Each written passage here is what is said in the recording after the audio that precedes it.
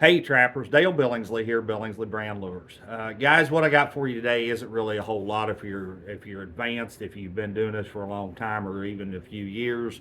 It's probably not going to help you much, but if you're a new trapper or younger trapper, hopefully this is going to help just a little bit, and that is setting conibear traps. Now, conibears, killer types, body grips, whatever you want to call them, they're all the same. Um, the biggest thing with them, guys, you want to handle them like you're trying to break them, okay? Because that's the only way you can have any control over them, especially when you get into the bigger steel like the 330s and the 440 RBGs and those kind of things. You need to, I mean, you got to have some grip, and you better hang on to them, especially if you happen to pick up some older, like the BMIs and those kind of things. Man, they had a spring in them and they were stout, so you've got to handle them with a little caution. I'm not telling you to be afraid of them by any stretch of the imagination, but just use some common sense and handle them like you mean it. Okay, that's the biggest thing. So without any further ado, let's kind of get into this. All right, so what we've got here is a 330. It's 10 by 10 size round body grip. Now, I don't have any of the square ones here. All of our square conibears are down in South Arkansas in storage. So anyway, but what I wanted to show you was kind of the basics of these things. You've got your two springs, and you've got safety hooks on them, and they've got a dog, and they've got a trigger, and all that good stuff, and you'll figure all that out as you go.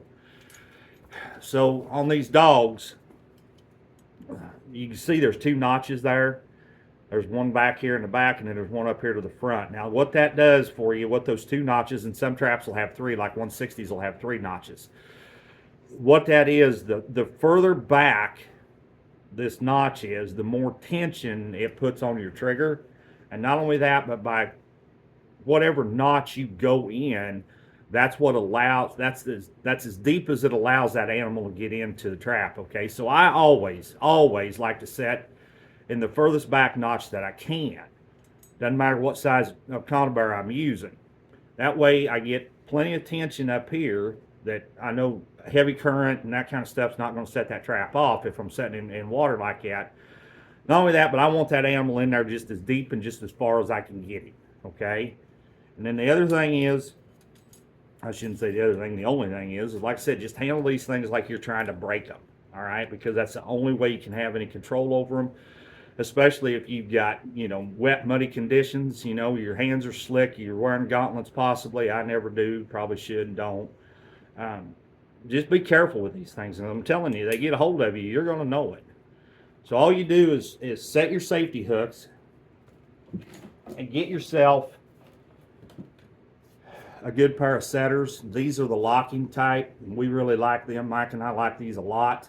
It's better to get these than it is trying to hold them dang things together, especially if you're getting a little age on you, getting a little long in the tooth. A lot of times you don't have the grip to hold them and flip the safety hook at the same time. Those self-locking setters make a big difference. But anyway, you set your springs, put your safety hooks on, squeeze that conibear, make sure it's set deep in that notch and it's locked in there good. Get a hold of it like so, and just take your hand off of it. Now, if you got these set for a while, you're done there at that area. You're not going to trap it anymore.